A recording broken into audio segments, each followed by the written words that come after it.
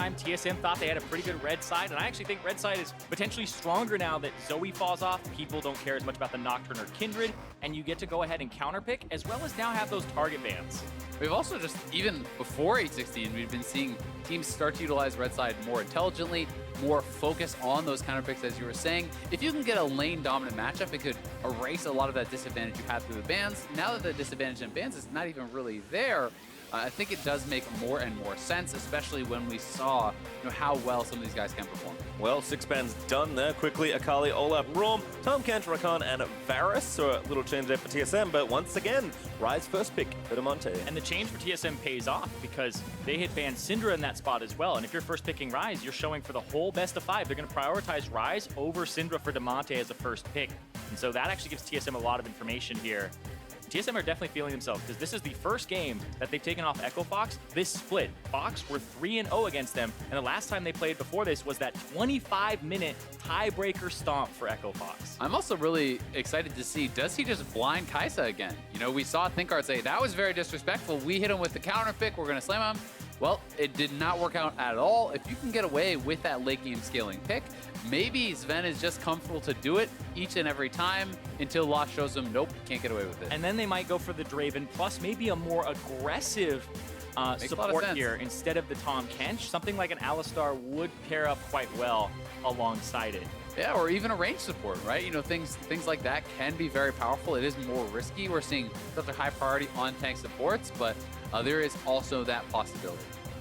Well, we'll see, but it looks like I do like this as well from Echo Fox. They're going to run it back. They'll change up the support, of course, with Tom Kench banned. So Smoothie going to lock in a pretty famous champion for him. It is Alistar. It's always funny when you see this. Like, there's two ways to look at it, right? It's either confidence or it's desperation. It's one or the other. Like, do you think that, hey, there was this little thing that went wrong and we will fix it and we will blast this matchup in game 2?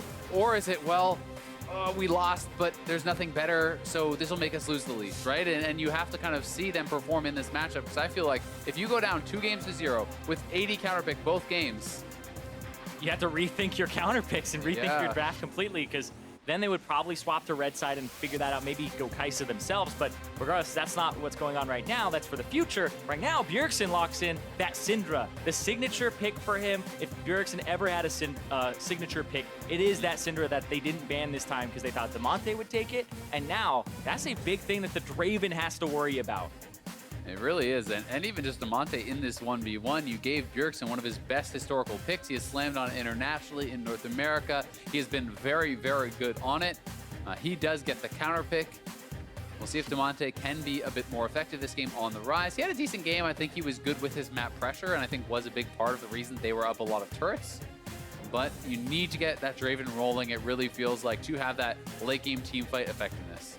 Looks like the plan is continuing though for Echo Fox. They're trying to make this bot lane the best it can be. 2 top lane bans there for TSM with Gangplank and Rumble, and a Morgana ban there for Fox. So just trying to kind of punch down with his champion pool. That to me, these bans from TSM are telling me that Honster wants to play a tank this time around. When you see the GP and that Rumble kind of blind banned, it's not like he's not going to have a response to it. So that tells me that TSM in this next pick are going to pick their top laner and then leave their support for last. So we'll see if that happens. Another thing to consider here too is when you have Trundle, you want the enemy to play a tank top. So you want to remove GP, you want to remove Rumble, and you potentially want to pick Gnar for yourself so that he doesn't have that champion and you have somebody to steal stats from. Because a counter to Rumble is don't have anybody be tanky on your team, and then he has no stats to really steal with his ultimate.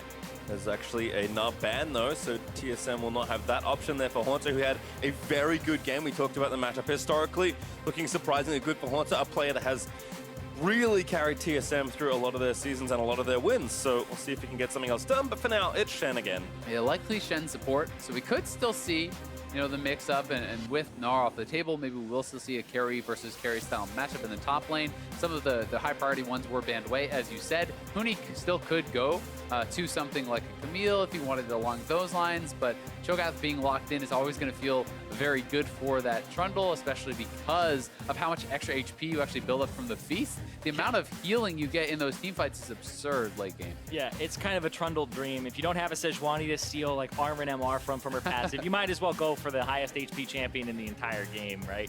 So, yep, that'll definitely buff up Grig a whole bunch in these fights, and it's kind of what TSM were banning for. Kindred. And he still gets Kindred even though it's very far down. Normally it was a ban on 8:15, but people kind of let it go to the wayside in favor of target bans. And I like this quite a bit. Dardoch, putting him back on a carry, give him the ability to take over these games, be that big damage source. He was a playmaker in the first game, but if your carries are not following up on that, not able to actually knock down those targets, you're not going to be able to win the team fights. In this game, they have engaged from the Alistar. They have the front line with the Cho'Gath, double marksman composition too. And he's somebody who, even in the Eyes On, talks about he wants to be a big force in the games. He wants to be somebody who carries, has a bit of what people will call an ego. But in that last game, when it felt like he got his team an advantage, he's not able to carry them, swaps it up to a carry, and now he's saying, get on my back, Echo Fox, because Huni may not be having the best day right now, so I need to step up as our #1 carry. I'm going to be very interested to see how this Kennen does. Is it going to be AD? Is it going to be AP is my first question. If you go AD, you have a superior matchup against this Cho'Gath in the lane, but then it's harder to team fight. So you can go either option, and with Syndra here being a big source of magic damage, we could see Sven going back to the physical damage Kai'Sa build, so there is some flexibility there. Personal preference would be Kai'Sa AP, Kennen AD. Even though I personally hate Kennen as AD, I think it's just too much of a linear play style. It's very counterable, but I never, ever, ever want to play AP Kennen versus Alistar. Versus Alistar, because he is just going to punch you out of every fight. Yeah, Kindred not helping you there either, as the coaches will shake hands. I think in general, though, Hauntzer being put in a position where he can have similar leverage. He really kept TSM in a lot of that early to mid game where they were getting pressure in the other two lanes. His individual performance versus Huni is something we'll continue to chart here in this game. I mean, both Hauntzer and Huni, going to feel somewhat snubbed, not making it to the top 3 top laners of the split. These are guys who were perennial contenders to be considered the absolute best. They want to return to that form, and starting a good playoff run here is the way to do it. They've both been considered #1 and 2 back and forth in all pro voting. There were even times where Hauntzer Huni conversation for MVP, and here, like you said, not in the top 3 for top laners this split. I think in general for both these teams, a lot to prove here. Huni, again, wanting to not have a quarterfinal exit, which has never happened in TSM, who almost had never missed a final, do not want to miss another one, especially with Worlds looming and on the horizon. There's really so many stories. We heard Dardoch talking about it at the start. Like, the way that they rewrite their stories on Echo Fox is by winning, right? So many people have talked about these guys and why they haven't been on the league finals, whether they're chokers, or they're toxic, or they're this, or they're that. They have rookies. Guys like Lost. He wants to just prove that he can have success on something other than Varus and, really establish himself as a strong bottom lane player for Echo Fox.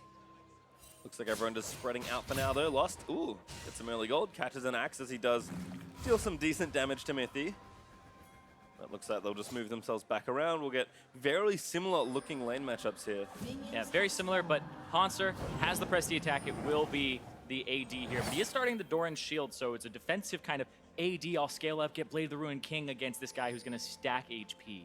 And one of the reasons you actually often have to go for a Doran's shield instead of a Doran's, Blade and these sorts of things, more aggressive options in this matchup, is because with Comet, with the Vorpal spikes, you're actually getting hit and harassed pretty heavily from that. So you need to have at least a baseline level of sustain. You don't actually want to go for something other than press the attacks. You don't want to take that hit and damage in that way. So you're kind of going to take it from the Doran's shield and eventually probably build into a Blade of the Ruined King where you can start to ignore some of the Cho'Gath damage. And man, that side Mortis there, that thing that just popped up for Bjergsen. 33-9 on Syndra out of 42 Pretty games. good. He's won 33 of those.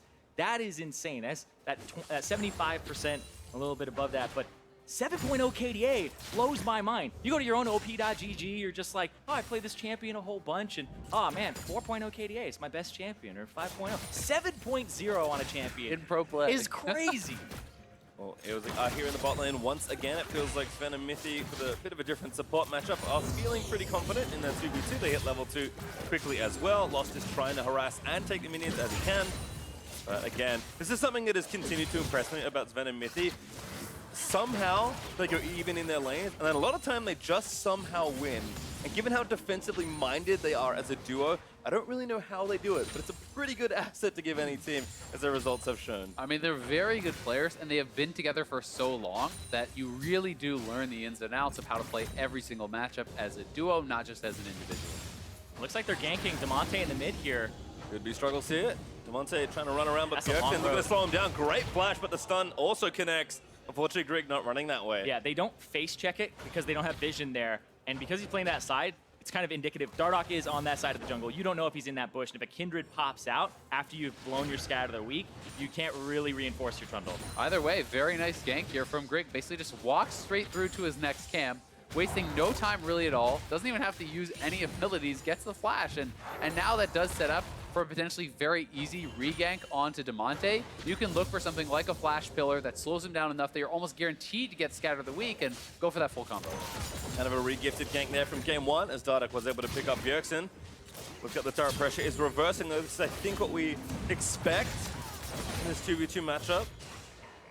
But again, Sven holding even keel on CS is always good to see. Yeah, and the fact that he's holding even and he's picking up all this CS means the scaling is still something that can affect them and make sure that he gets that raid played as soon as possible.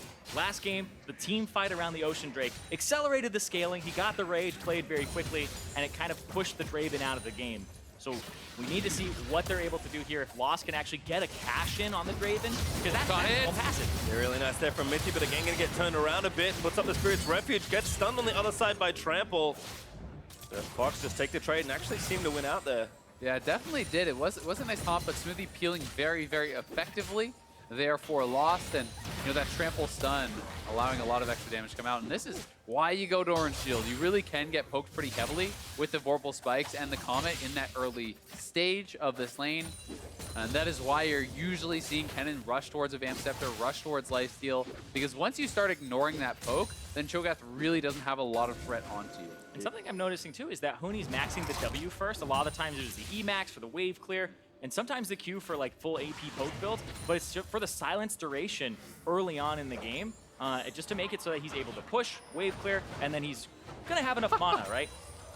For those of you not playing at home, Bjergsen is not level 6, so Damonte took a real bad trade, and Bjergsen is gonna try and zone him off this way.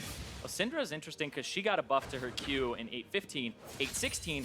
Electrocute got, quote-unquote, people were saying it's nerfed. It's nerfed in burst, but you get it every wave. Smoothie in there again. Tondo is going to connect from Mithy, but Smoothie again able to get the follow-up stun. Oh no, that Spirit's Refuge was real nice. That is auto-attack based. Yeah, very well timed. And you actually lose the buff, too.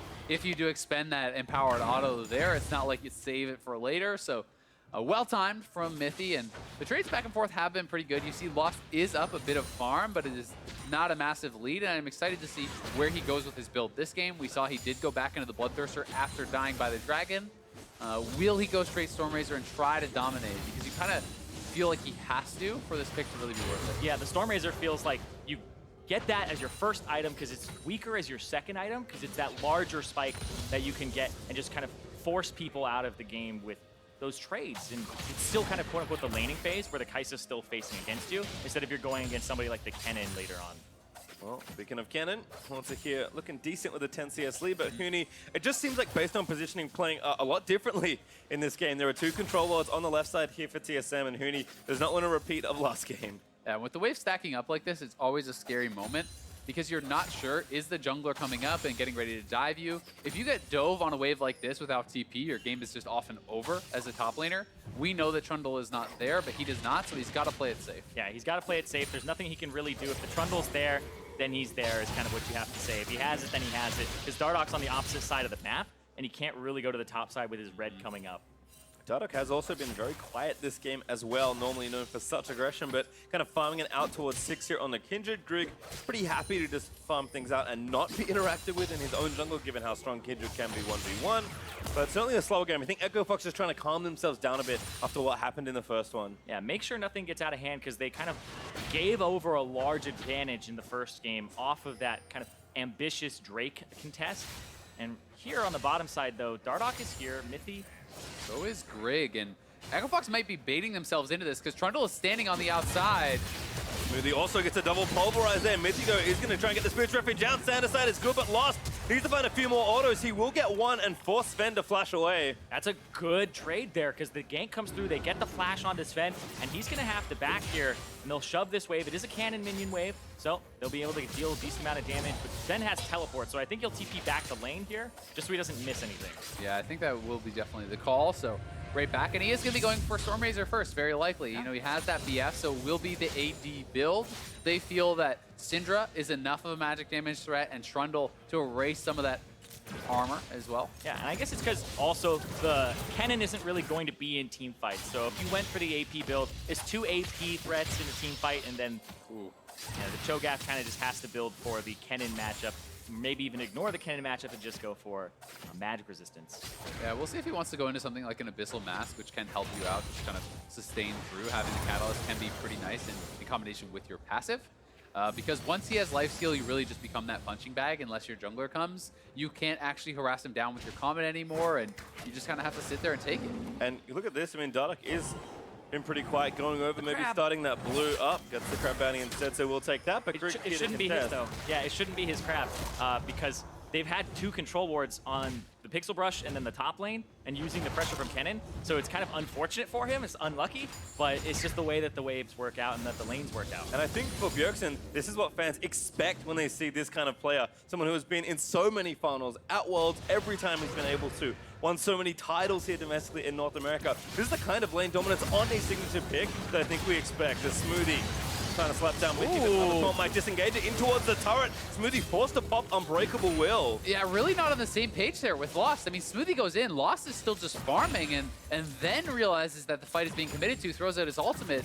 You need to have Lost getting ready to auto as the combo goes in, and that was pretty poorly coordinated from Echo Fox, and the fact that Smoothie's now down an ultimate with a long early game cooldown means they probably can't go for it again for a while. Yeah, and also Mithy, I think it's kind of hard to appreciate how well he's using the Spirit's Refuge. He's placing his Q appropriately, because a lot of people just pull it through for the slow, go for damage. He's being very defensive here and saying that, Sven, you're going to 2v1, I'm basically going to give you invulnerability against Lost. And what he did is he blocked Smoothie's stun there. Smoothie went for the trample stun. It was blocked as soon as Sven was walking through the Spirit's Refuge and didn't get stunned so that the extra damage could come through.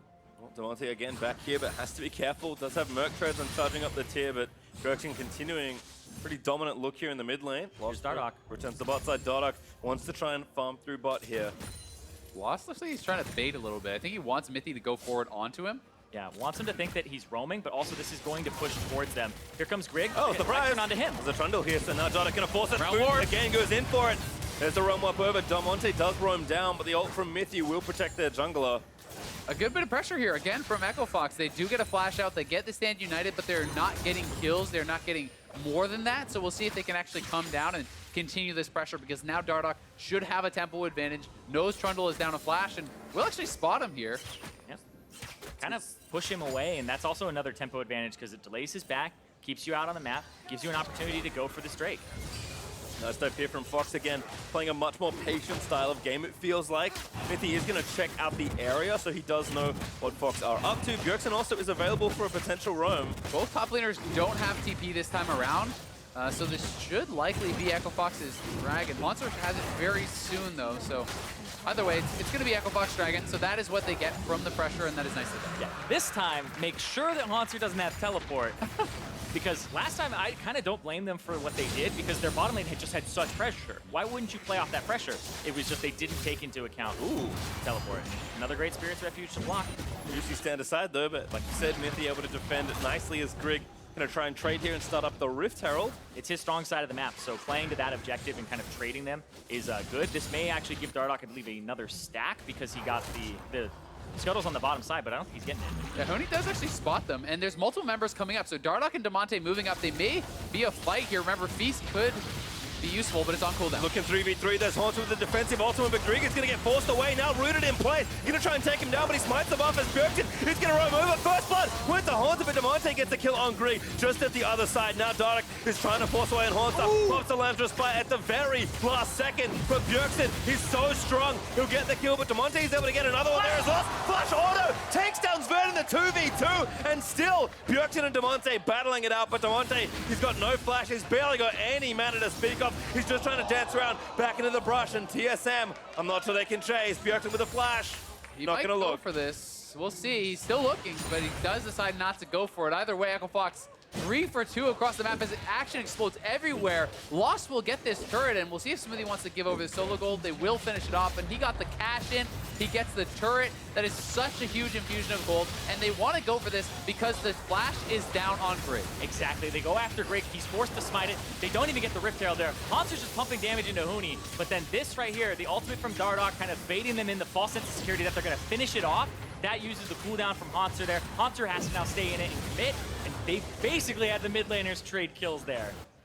And back here on the bottom side, they actually just decide, hey, we could just dive this straight up. He has ultimate again. This time, they were actually very well coordinated with it. The Spirit's Refuge wasn't there to block, and Lost was doing damage immediately at the start. They backed off, but Sven then decides to chase in, underestimating the Draven damage. There was no Spirit's Refuge. He doesn't have heal, so he kind of got heal baited a little bit there by Lost, saving it for the right time. And then the Conqueror proc actually threw off his damage because he E'd forward, Sven did, and then he had it turned around on him as the Conqueror came up there from Lost, who buys the Storm Razor first. Zale, they're calling out these item builds left and right, like, oh, it's going to be Storm Razor Kaisa, Storm Razor first for Draven. You're nailing it today, dude. Fox also with the changes are actually going to get the Rift Herald after that engage, and I think Lost, you can now maybe see why they wanted to pick this sort of lane. TSM will keep their duo in the bot side for now, but Lost is, again, a player that is certainly trying to prove himself here in the league. And he's trying to prove himself on Echo Fox, who has Dardoch and Huni, basically you would say number 1 and 2 carries for themselves,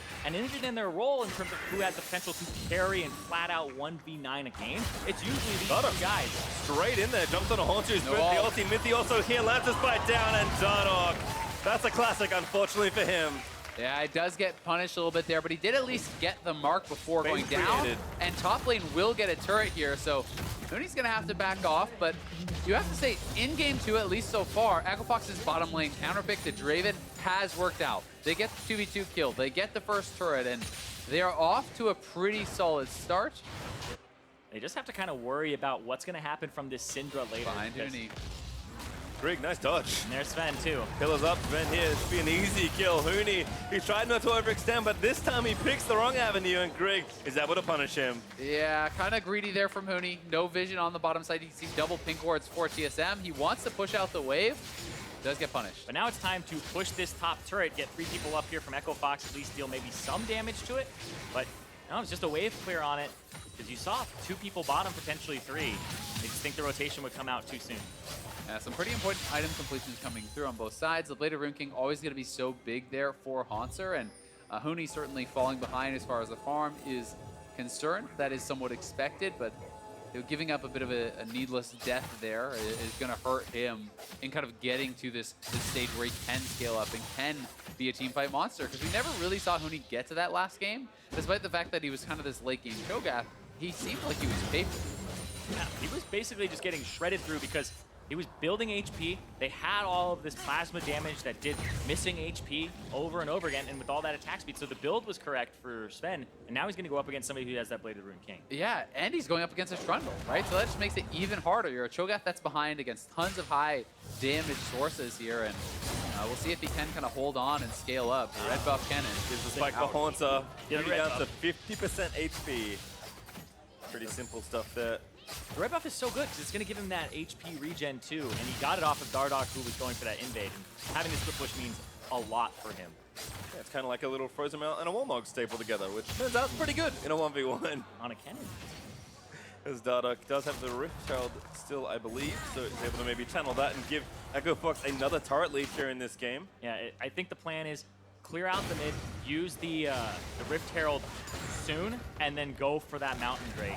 But if they don't have the wave or the pressure here or vision control, they'll just probably hold on to it for later. But I think this Mountain Drake is really what Echo Fox is trying to set up for here. It's going to be tough, though, because just like how it went wrong in the first game, this time, Haunter does have TP, Huni does not, right? So they have to be very cognizant about that TP disadvantage. And Huni, you can see, is playing so far back because he doesn't know if he's about to get dove. He's trying to wave clear from range, but they are kind of bleeding out this turret damage. Yeah, if you think the turret is going to die and you want the Mountain Drake, start walking Huni there now. Well, Huni is actually walking, so another nice prediction there. Huni's going to book it down mid lane with the Cloud help and try and get there in time for this fight. Dardoch over the back of the pit. Fox is trying to start this really quickly. Yeah, they're right onto it. I mean, Huni's walking down. Haunter will finish the turret, but he could join now. Looks like the call is just continue to push it, take that turret trade. Sven is farming in the bottom lane, and they're just going to shove up here in the top side because no one is there to answer. Yep, and here comes the Rift Herald too to continue pushing, because you have to say, if Haunter TP's in, Huni gets TP advantage for the next 5-6 minutes, so they don't want to sacrifice that. A lot of the threat from the cannon is that he can split push and he can threaten joining a team fight. Great from Smoothie as well. Make sure to threaten another potential dive, so TSM will lose their outer ring before Fox is able to, but Almost 18 minutes through. Look how close this game is. Fox walked through a decent lead, but TSM did a nice job reacting and trading. This time, Fox are going to kind of playing more of TSM's game. Yeah, they are a little bit here. You know, it is back-to-back Cho'Gath games here for Huni. They are playing kind of this, front line, tank it up style where they are looking more for team fighting. TSM is the ones that are really going to want to spread the map and split push. AD can join for team fights, but generally is much less effective there. Yeah, and he looks like he's going for Frozen Mallet next, so he's pretty much committing completely to the split push. I wonder if this is a build that's eventually going to incorporate, we've seen Phantom Dancers in these builds. We've seen Rage Blades for the W just to get it faster and faster. But this is one where it's all about that harass, the press the attack, and just getting turrets slowly. But I think he's going to start going up against Damonte now, who has a lot of those kills. He's got 2 of the 3 on the team. He's actually been doing quite well in this matchup, and he has teleport himself. So the 1-3-1 I think is a little stronger from Echo Fox. TSM have more of a 4-1, and look at that, Smoothie with the collapse, forces the flash. Nicely done. Does get the flash out there, and now he's going to have to play a lot more safely. And I think it's an intelligent swap. Get Huni away from this cannon, allow him to get some farm, allow him to get some levels, and start putting Damonte, your strong member, as you were saying, to really pressure this guy. Because especially if Dardoch comes in, Damonte has the lockdown. They will have the damage to get it. Oh, speaking of throwing Damonte in there, Monster, he's ulti. He's going in, but there's Damonte flash through. Good ult there from Mithy. He's actually enough to save Haunter. Smoothie also here, but Grig in defense there for TSM means it looks like just some turret pressure will have to be the consolation. They are pushing up mid lane here, though, with Lost. Huni is pushing out the bottom lane, so Echo Fox trying to be proactive across the map.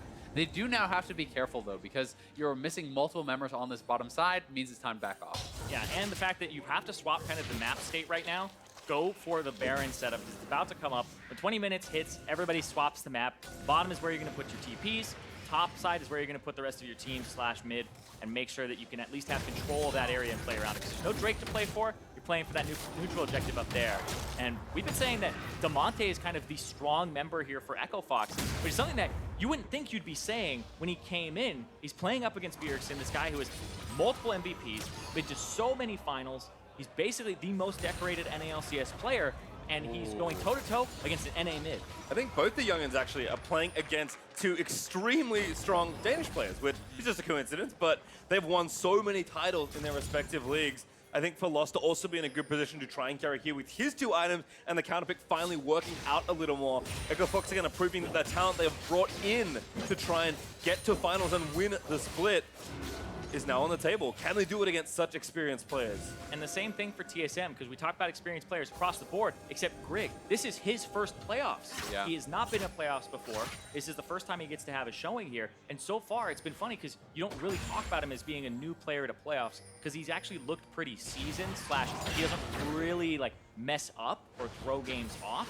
So he's been really consistent for TSM. He's just upping the consistency level that he's had to be consistently a force to be reckoned with. Yeah, especially in those big moments. His smites have been on point, and here comes in that TP. They're looking for a flank. Damonte is looking for something here. It's actually Huni. Never mind that. Smoothie with a combo. Jackson, goodbye. Dardoch able to take him down, and now Haunter getting chased by the rest of Huni. He wants blood. Righteous going flash forward. There's the portal in. Haunter about to transform. His Hop's not going to go very far. He goes down as well. They're going right for Baron. It's 21 minutes in. They have the Mountain Dragon. They still have Feast on Huni, and they're trying to blow this game wide open. Looking good here, but now Grig, he's stolen a lot this split. Mithy also around the side. Maybe going to try something here. Grig, he's going to go. Oh, you're kidding me! Huni mistimes the Feast there, and Echo Fox lose the Baron to Grig in a 5v3 with Cho'Gath. That is a backbreaker for Echo Fox. We were literally just talking about how Grig does not feel like it's his first playoffs.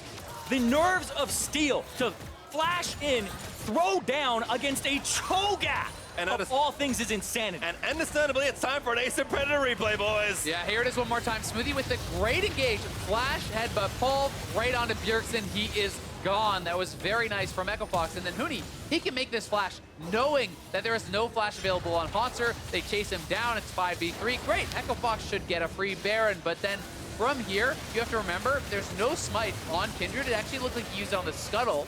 So that was a bit of a poor decision there from Dardoch. And it's up to the Feast. Down to 68 when Grig flashes in and smites it. That even went down to like 200. That was a way off Feast there from Huni. I mean, that is very poorly done from Huni, from Echo Fox. And I am pretty sure that that smite was just on the scuttle. It was either on the scuttle or the cannon. Either way, Dardoch should not have actually used that. And especially if you have that in combination, then you can do your smite beast combo at like almost 2,000, and it becomes so impossible to steal. So Echo Fox certainly with some critical mistakes there. That could have been the backbreaking move. Instead, it's TSM still right in it. Yeah, he did use it on the Kennen there. Yeah. Even though Kennen was pretty much dead to rights. He was. I mean, he's locked down. He is completely isolated. Smoothie They're gonna want back. decides not to Hex Flash over the wall. TSM again trying to pressure, but Echo Fox really wants to outbreak Smoothie. Right to the backside, finds 3 with a Pulverize. But TSM just ward them off. Yeah, and TSM, you cannot give a team like this in playoffs any sort of room. You cannot make mistakes like that in the playoffs when you want to go to Worlds, when you want to win North America. That's just something that you have a Cho'Gath, you have the smite, you can't give them that type of wiggle room. Especially when we just watched what it looks like when Sven gets the late game on the Kalista. What is Sven doing there, man? Nice ult there from Dardoch, but they ported everybody in. Sven actually looks like he's baiting the rest of the side. Fox there looking to go down. A Smoothie will fall to Greg. Demonte able to get out of there. TSM knew what they were doing the entire time. Yeah, TSM with Sven late game on this Kai'Sa. He has been looking monstrous. He has the self shield with his ultimate. He has the Stand United shield that has so much to burst through. If you cannot kill him instantly, you will not be killing him at all. TSM coming out on top in another fight. And now the gold, even the Drakes about to have 1 Mountain Drake apiece. There's still some time left on that Baron buff for TSM, but the game state, it was about to swing into Echo Fox's favor off of that mid lane fight that Smoothie had set up with the headbutt pull on Bjergsen, and then it just all gets taken away from Greg. Greg, the least experienced member on TSM. Yeah, here it is one more time. They go in with the Realm Warp, but look at these shields from Sven. There's a Stand United, and then ult over to the side. They were not even remotely close to taking him down. They didn't even break the shields. They expired. So Echo Fox in full retreat, do lose a member, but they're trying to be proactive still. They're trying to look for those plays, despite the fact that they knew they really gave TSM more than they should have. Yeah, like the proactive Realm Warp into it with 4 people. You think it's a big party portal, but then immediately Dardoch has to throw down the ultimate. You're not killing anybody in that. And all of that damage that's coming through from Bjergsen, Sven gets to go ahead and pump damage into people during that time. It just means that Echo Fox, we still have the rise from Demonte with a really good scoreline right now, really good CS, but then Lost, this champion does fall off a bit here, especially in comparison to the Kai'Sa. I think problem becomes Fox are a team that, with their established members, can be pretty volatile at times. This is a big test for Fox, not just in-game, but mentally as well. Lost and Demonte will be pushed to their limits against one of the league's most seasoned organizations. I mean, it's easy to forget that Lost and Smoothie just started playing on the main roster, what, 3 weeks ago? You know, it hasn't been too long. TSM has been building all season with this roster and, you know, kind of reaching that crescendo at the right time. You know, Bjergsen talked about it, 5-1 in their last 6 of the regular season. But that doesn't always guarantee you success because we have to remember, they won 9 of their last 10 before getting swept out by Clutch. Yeah, and then they just said, let's bring in Weldon once again. Let's make sure that we're all gelling together. All 4 of the members had worked with him previously, and Greg was the only one that kind of needed to step up and make his voice known on the team. It seems they've empowered him. Even that one play that we showed where he was talking to Bjergsen saying Zilean needs to back now and defend the base, being more authoritative with his pressure. And so TSM, we've said multiple times that they'll start falling behind early, but their late game is where they shine. It hasn't been those early proactive plays. So now the game definitely in a state now where it's later, they have that scaling advantage, and that they'll be able to potentially take over here. So Fox have to keep the pressure on. Yep, with Baron dropping off, the game has reset some. It's back up in a minute 50. As Dardoch and Huni trying to get some damage done here to that tier 2, but TSM rotate in. Pretty simple stuff for them to make sure that doesn't happen. And we saw Fox use their global pressure very well in the last game. We'll see if they can get the same thing done. But TSM have just felt like they're reading every move that Fox are going for here. I mean, they are a good defensive team.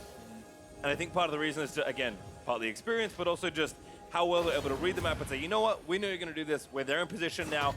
And eventually they just kind of grind you out of the game.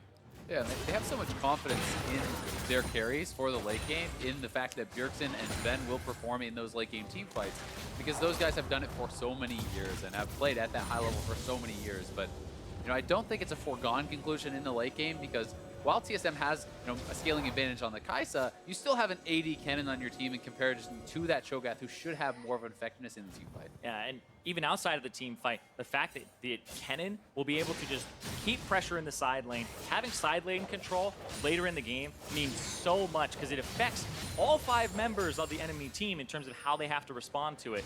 Right now, Kennen is catching the wave. He'll push out another. Cho'Gath is running up to join, so he doesn't have to use TP. And that's Baron in 35 seconds. Nice bit of pressure though. Fox threatens Vent on the left side of the map, and he TP's out of there. Grig also back away. Baron is up in 25 seconds, so Grig should be able to make it back. Dardoch though just kind of hopping out of the way. Puts a Ghost Parry down, but here's Bjergsen. Blue Trinket down, stun, not gonna land. Oh, that is scary, because if that hits, you might just get one combo, honestly, in that Bjergsen ultimate. Yeah, he's had to think about that, where he's like, Merc treads, and let's go Black Cleaver too. But it looks like he's going to go for maybe Blade of the Ruined King next. So that he'll have a little bit more in terms of vamp, but that's not going to give him too much defense. I wonder if there'll be a QSS later on, because you see Damonte's thought about it with the Banshees. Yeah, definitely the case. I also feel like he just thinks he needs to do damage in these team fights for him to win, right? So Blade of the Ruined King certainly does make you an additional threat, and they would have a lot of damage threats on this team if he can really kind of scale up in that regard. So we'll see how they want to play it out. You know, with those Merc Treads, you can somewhat rely on your ultimate, but if TSM coordinate perfectly and you die before that Lamb's Spike comes out, it can cost you a game. Understandably, you can see how much attention is being paid around Baron, though. That was 2 global Van's TP and Damonte's ult, but now the TP in from Fox. Here we go again. All right, Grig, basically in the same spot as last time. Fox do not want that to repeat. Smoothie's like, no. get out of there, get out of there. Feast down the Baron, Echo Fox. Now we're going to try and take over the team pipe, but here's Sven. We're going to shred down the front side of Fox. Smoothie almost falls to the Lance Spite. Going to keep him alive. Sven gets silenced. He dashes out, though, with the killer instinct as Dardoch ate a big chunk of damage. Bjergsen again still fighting as Damonte, and Haunter will be lost by the TSM top lane, but Sven flashing in, gets silenced, he's dead! That's a double kill there for Damonte. Bjergsen does get a kill on the other side, but Fox able to get that. It's only Grig left now. And they can push top lane. They have the Baron, they have the wave. If they stop Grig, these are long res timers. They can knock down this inhibitor. And that was just perfect skirmishing from Echo Fox. The fact that Smoothie stayed alive, they all kind of grouped up on the other side of the wall and said, this fight is not over, we are not out of it, and then they jump onto the back line when they're chasing down Damonte. Talked about Fox always looking good when scrapping. That was a scrap around the Baron pit. Fox should be able to get at least this top inhibitor turret. The respawns are coming, they're looking to stay for this inhib. Yeah, and Dardoch is pushing mid, so they'll at least get this middle tier 2 simultaneously. The Dragon is up, there's a mark for him to take. Let's get that for Dardoch there, sitting at 6 stacks as he takes this one. So much gold in their pockets here now, too. Almost, there's like 10,000 plus gold for them to spend as they're going back to base, and here it's going to be one more time. Echo Fox needed this one, even just for the confidence. You can see Smoothie completely denying Grig's entrance to the pit. And then Smoothie, so low on HP. Look at the perfectly timed Lamb's Spite. They invested so much on trying to burn down Alistar through his ultimate. Yeah, and right here, I love this part, where Dardoch and Smoothie look like they're out of the fight. They're gone. They go over the wall, but then they say, no, wait. Bjergsen goes too far forward. They catch him. Dardoch flashes back in, and so does Lost to get in there. And it works out. Fox with a pretty big gold lead, a lot of damage done by Damonte, who we were looking for to kind of excel in these fights. And now TSM are running out of things to defend as Fox are quickly pushing the bot lane. Yeah, they have that top inhibitor down, so this allows them to go to the opposite side of the map. Ocean Drake is going to be taken here for them too, so they'll have that extra regen as they siege. And we have to give a lot of credit to Damonte. I mean, he's been playing the side lanes well. He's 5-0-4 up against Bjergsen, who had counterpick. You know, historically the most dominant player in NALCS history, and he is a rookie, and he is performing this well. So really stepping up here when Echo Fox needed it. Yeah, came in for Phoenix halfway through the split, got a little bit of a debut of him at like Rift Rivals, and then afterwards was back and forth. And they said, actually, we are going with Damonte, who I remember in Academy had a really great showing, called him Demonster one time because of the plays that he was pulling off. And Rise is one of those champions where he shows he has that mechanical prowess. And there was that conversation of, are these NA mids starting to come up? Like there's Cobelter, there's Golden Glue, and then you have Damonte coming up as well. Is he like that one that's going to be able to contest? Because it's always been an issue. People have imported their mid laners ever since Bjergsen came on the scene to try and contest him. And if somebody like Damonte, fresh out of NA solo queue, can do that, then it's looking better and better. Yeah, and it really is impressive for Echo Fox that Uni, who has really been their franchise player, that they can compete and win games when he is not playing his best, when he is not, carrying the team. And that's how people thought Echo Fox would succeed. He's frankly having a bad day. He has the flu. He's sick. If they're able to actually win when he's in pretty much his worst condition that he has been on stage, then absolutely that bodes well for the team. Well, you can see still the pressure continuing now for Fox. They know they're pretty close to sealing it shut on this game. Damonte has been just slowly grinding down the mid turret. Fox again playing it patient, something that they've been kind of criticized for in the past when they haven't done it. Yeah, supers are crashing in the top now. TSM will likely have to respond soon. So Echo Fox closing in. Also maybe looking for a flank here, but there's again Smoothie gonna jump in and try and initiate Dardoch. Gonna force Mithy's W out. And again, just slowly walk forward here. Dardoch looking to play aggressive. He's so strong on this Kindred. Ult out from Lost looks to snipe Mithy, but he can't quite grab it. Inhibit's forfeit in mid lane though. And maybe Huni even tanks this up. Wave isn't quite in the position, but Fox, again, just being patient, not overstepping their boundaries this time. Yeah, they have the wave. They can continue this shove if they want to, but also might be worth just resetting at this point. They have a lot of gold in their pockets. They are sticking around for now, though, and looking to get this third and final inhibitor down. Well, there's Huni again, frontlining, feeling a lot more confident in this game. TSM, they're still trying to fight. They know they have to protect this last tower. And a lot of that is that this isn't that AP Kaisa. It doesn't do that immense amount of damage with the Plasma stacks over and over and over again, right? The Plasma has that AP ratio that you need to tap into, and he hasn't built any of that aside from just the Rage Blade. Yeah, and Hanser isn't able to sit in those side lanes. They're being pressured too heavily. He can't get that 1v1 that he is built for with this Rage Blade, with the Blade of the Rune King. You're supposed to be sitting there wailing on Huni, chipping him down. In a 5v5 fight, you do not have the time. You are very squishy and can get absolutely shredded by someone like Damonte or Lost. I see assist ping there from TSM onto the next marked Kindred camp. That would be Damonte's 8th stack if he was able to grab it, but it looks like after a very hefty Baron power play, Fox are just going to reset things and try and close out the game. And Damonte feeling confident in this playoff game because he just bought a Magi's. Yeah, I saw the 10 stack Dark Seal and I was like, I don't know if he's going to do it or not, but the Magi's coming through. There are definitely better items. You can buy the Spellbinder here for Rise, which is fantastic, but he's saying, we're going to just close this one out with style. Yeah, exactly. If you are confident that he can close out the game right now, he buys up that Sorcery Potion, you buy up that Magi's, and he is going to have a ton of AP, a ton of power immediately, and they're going to look for one final fight. Yeah, and Dardoch now has the QSS that we talked about earlier to make sure that he just does not get blown up immediately by Bjergsen in the CC, and then he has some form of counterplay to it. But there is the item spike to the Infinity Edge for Sven simultaneously. So inhibitor respawns, minute on Baron, 2 minutes on Elder. This is where the teams are frantically talking about exactly what they're going to do. And Damonte's caught. Realm Warp's kind of out of there, but now has to run through the jungle again. Finds Mithy, tags him, gets the move speed and the shield. Haunter over the top of the blast plan for Damonte. But be able to get out. With the off again, he's trying to fight him. Gonna kite out of there. Almost gets the kill onto Haunter. Fox Solo trade, they'll take top in him. Yeah, really well done by Damonte, surviving so long there and drawing in so much pressure from TSM. They do get an inhibitor down. The Elder is up soon, and so is the Baron, though. So this is a timing that TSM can play around. They could rush the Baron. Yeah, but that's why Echo Fox are all sitting in this bush saying, you have to face check us. There's a TP on Damonte. If they are not at the Baron at spawn, they're not going to be able to take it on TSM. Smoothie has flash. They may look for Sven here. We'll see if they make the call to go for the engage. TSM has no vision. Finally spot them with the blue trinket. Stun lands only onto Huni. Grig is going to move in and force a flash. Smoothie there gets the blast code. Actually moves it back out. Smoothie though going to get a double pull, but it's only on the front line. Huni going to try and find the pick, but he ruptures 2 in the middle. There's Bjergsen with a stun. Does get Dardoch low, but holds onto the ulti for now. Smoothie forced a flash. Dardoch burns his ulti. TSM corralling Fox back towards their own side of the map, and Huni moves in. Feasts on Haunter and takes him down. Damonte has TP. He's up in 1 second. He's going to TP into this fight. He's TPing on the bottom side. They're trying to corral them now. Echo Fox doesn't want them back to the base. Damonte's in. He gets Grig. He gets it. They take down the jungler. They know if they win the fight, then that's going to be game. Dardoch gets Bjergsen. Now Mithy and Sven have to fight it out, but this duo will be crushed. Echo Fox will even things up against TSM.